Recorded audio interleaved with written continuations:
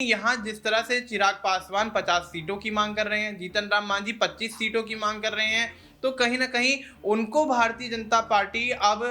ठेंगा दिखाती हुई नजर आ रही है और ये कहती हुई नजर आ रही है कि इतनी सीटें तो आपको हम नहीं लगेगा। और वहीं नीतीश कुमार की अगर हम बात कर ले तो नीतीश कुमार तो पहले ही यहाँ पर बगावत की तैयारी किए बैठे हैं, क्योंकि नीतीश कुमार को सीएम चेहरा घोषित भारतीय जनता पार्टी नहीं कर रही है, उनको लेकर कोई बड़ा ऐलान नहीं कर रही है, उनको जितनी सीटें चाहिए उतनी सीटों पर चुनाव नहीं लड़वा रही है। तो नीतीश कुमार को यह अंदेशा हो गया है कि कहीं उनका हश्र एकनाथ शिंदे वाला ना हो। जो एनडीए के तमाम सहयोगी दल हैं उनके अंदर आपसी सहमति की कमी है, आपसी सहमति का अभाव है, जिसके चलते कहीं ना कहीं बिहार के अंदर एनडीए गठबंधन के अंदर।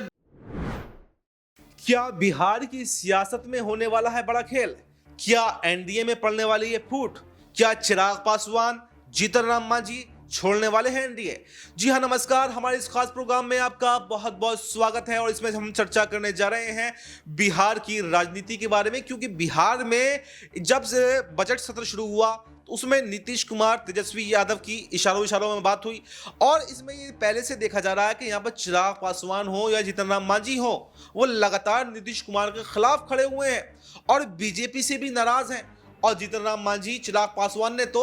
अपने मंत्री पद छोड़ने की धमकी भी यहां पर बीजेपी को दे डाली है। तो ऐसे में अब क्या चिराग पासवान और जीतन राम मांझी चुनावों से पहले बिहार में बड़ा खेल कर सकते हैं? क्या यहां पर एनडीए को झटका दे सकते हैं? और नीतीश कुमार से जो नाराजगी है, आखिर उसकी वजह क्या है? इन सब तमाम सवालों पर हम चर्चा करेंगे। मेरे साथ यहाँ पर मनीष मौजूद हैं, मेरे सहयोगी मनीष मौजूद है। मनीष से जानेंगे। मनीष, मेरा पहला ही सवाल आपसे रहेगा कि आखिर बिहार में इतनी बड़ी बगावत क्यों उठ रही है? क्या जो चिराग पासवान है, जीतन राम मांझी है, आखिर अपनी ही सरकार के खिलाफ क्यों खड़े हुए हैं? हालांकि बिहार के अंदर जो सरकार है उसमें भले ही चिराग पासवान का रोल ना हो, लेकिन एनडीए का हिस्सा तो है।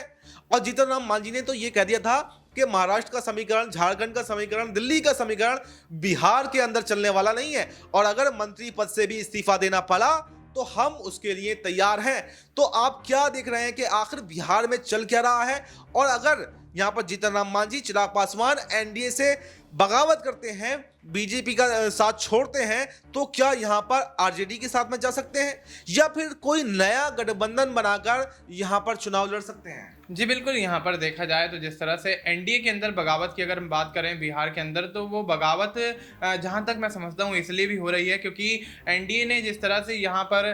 बिहार विधानसभा चुनाव को लेकर तमाम तैयारियां तो कर ली हैं, लेकिन यहाँ जिस तरह से चिराग पासवान 50 सीटों की मांग कर रहे हैं, जीतन राम मांझी 25 सीटों की मांग कर रहे हैं, तो कहीं ना कहीं उनको भारतीय जनता पार्टी अब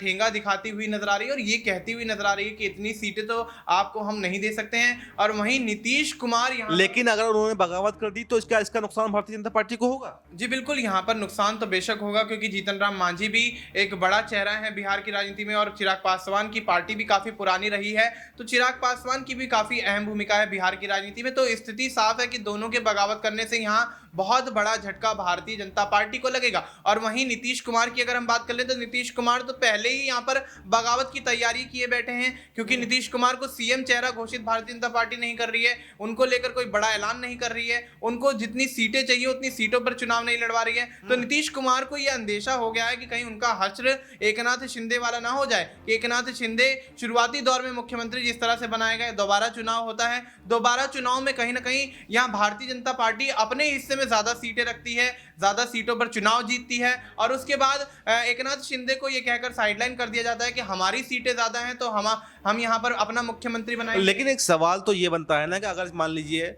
ये एनडीए से बगावत कर जाते हैं और आरजेडी के साथ में चले जाते हैं, इंडिया गठबंधन में चले जाते हैं, तो क्या इनकी जो मांगे हैं, इनकी मांगे तो वहां भी पूरी नहीं हो पाएंगी? क्योंकि इंडिया गठबंधन में पहले से काफी दल मौजूद हैं और ऐसे में ये 2-3 बड़े दल अगर आ जाते हैं तो फिर मांगे आखिर इंडिया गठबंधन में क्या पूरी हो पाएंगी इनकी? और अगर पूरी नहीं होती हैं तो फिर किस तरह से सियासी समीकरण जो है वो बिहार का आप देखते हैं? जी बिल्कुल, यहाँ पर आपका सवाल यहाँ पर लाजमी है कि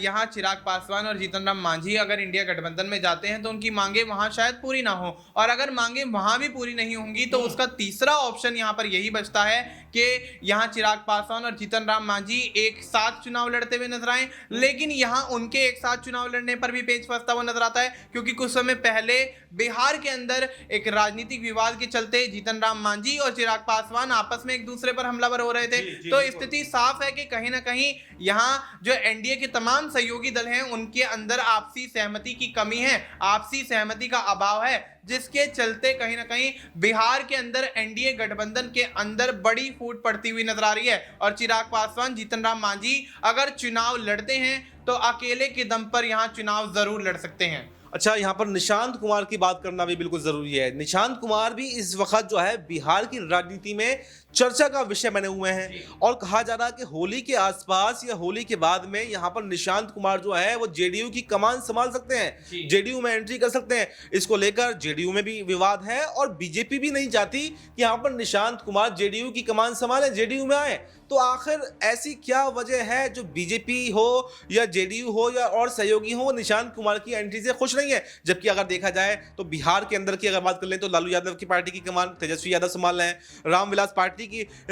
की जो रामविलास पासवान थे उनकी पार्टी की कमान अब उनके बेटे चिराग पासवान संभाल रहे हैं। तो सब ऐसा ही हमारे देश में चलता आ रहा है कि उसका बेटा ही उसकी पार्टी को संभालता। तो फिर आखिर निशांत कुमार को लेकर विवाद क्यों, निशांत कुमार को लेकर दिक्कत क्यों, आखिर निशांत कुमार को लेकर लल्लन सिंह हो या फिर बीजेपी हो आकर सवाल क्यों उठा रहे हैं? जी बिल्कुल, यहाँ पर देखा जाए तो इनका सवाल उठाना लाजमी है, क्योंकि नीतीश कुमार का एक बयान मुझे याद आ रहा है कि नीतीश कुमार ये कहते हुए नजर आए थे कि हम अपने परिवार के किसी सदस्य को राजनीति में नहीं लेकर आएंगे। तो स्थिति साफ है कि निशांत कुमार की एंट्री से जिस तरह से जेडीयू के अंदर बगावत छिड़ रही है, ललन सिंह बगावत करते हुए नजर आ रहे हैं, उनके सहयोगी दल, सबसे बड़ा सहयोगी दल भारतीय जनता पार्टी इस बात से कतरा रही है, भारतीय जनता पार्टी इस बात से इत्तेफाक रख रही है कि अगर निशांत कुमार यहाँ एंट्री करते हैं, बिहार की राजनीति में अगर कदम रखते हैं, तो कहीं ना कहीं तमाम सहयोगियों का यहाँ खेल बिगड़ता हुआ नजर आ सकता है। और जिस तरह से निशांत कुमार 2 बार पहले एंट्री करते करते रह गए और अब तीसरी बार उनकी एंट्री से पहले जिस तरह से उनके बयान यहाँ पर निकलकर सामने आ रहे हैं,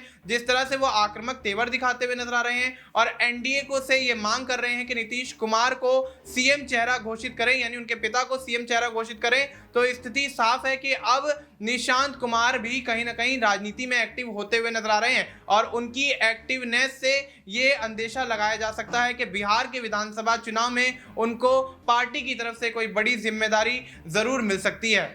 तो देखिए, मनीष ने पूरा विस्तार से बताया कि बिहार का समीकरण क्या है, चिराग पासवान, जीतन राम मांझी, एनडीए में फूट क्यों पड़ रही है, और इसके साथ साथ हमने ये भी जाना कि निशांत कुमार की एंट्री को लेकर विवाद क्यों है और कौन कौन से ऐसे दल हैं, कौन कौन से ऐसे नेता हैं जो निशांत कुमार की एंट्री से घबराए हुए हैं। तो क्या निशांत कुमार अब जेडीयू की कमान संभालने के लिए तैयार हैं? और अगर इस पर विवाद होता है तो फिर नीतीश कुमार की पार्टी यानी जेडीयू क्या 2 भागों में बंट जाएगी? क्या लल्लन सिंह यहां पर बगावत करेंगे या फिर कौन से ऐसी समीकरण हैं जो बिहार की राजनीति में अब बदलने वाले हैं? और बिहार चुनाव से पहले क्या नीतीश कुमार यहां पर एनडीए के साथ में बने रहेंगे या फिर वो भी इंडिया गठबंधन में जा सकते हैं? तो फिलहाल इस प्रोग्राम में इतना, इस पर आपको क्या कुछ कहना है कमेंट बॉक्स में अपनी राय जरूर बताएं और देश दुनिया से जुड़ी तमाम बड़ी जानकारी के लिए देखते रहें नेक्स्ट 9 न्यूज़।